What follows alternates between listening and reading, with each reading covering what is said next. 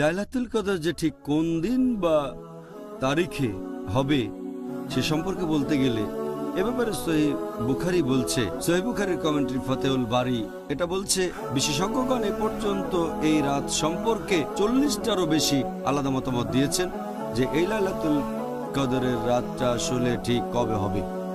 অনেকে বলেন এটা রমজান মাসের প্রথম রাত হবে, কেউ বলেন রমজানের সপ্তম রাত, কেউ বলেন 19তম রাত, এরকম বিভিন্ন মতামত। তবে সহিহ হাদিস অনুযায়ী সবচেয়ে সঠিক সময় যেটা সেটা হচ্ছে রমজানের শেষ 10 দিনের মধ্যে কোনো একটা বেজোড় রাত। এই হাদিসটা আছে সহিহ বুখারীতে খণ্ড নম্বর 3, এই 3 নম্বর খণ্ডের বুক অব লাইলাতুল কদর, হাদিস নম্বর 2017। আমাদের নবী মুহাম্মদ সাল্লাল্লাহু আলাইহি ওয়াসাল্লাম বলেছেন যে তোমরা লাইলাতুল কদরের রাতকে খুঁজবে রমজান মাসের শেষ 10 দিনের বেজোড় রাতগুলোর মধ্যে। এটা হচ্ছে সবচেয়ে খাঁটি।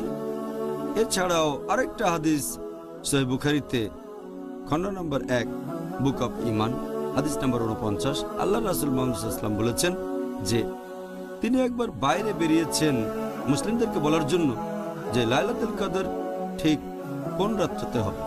তখন তিনি দেখলেন যে দুজন মুসলিম পুরুষ একে অন্যের সাথে মারামারি করছে, ঝগড়া করছে। নবী বলেছেন যে অমুক লোক আর অমুক লোক, দুই মুসলিম ঝগড়া করছে।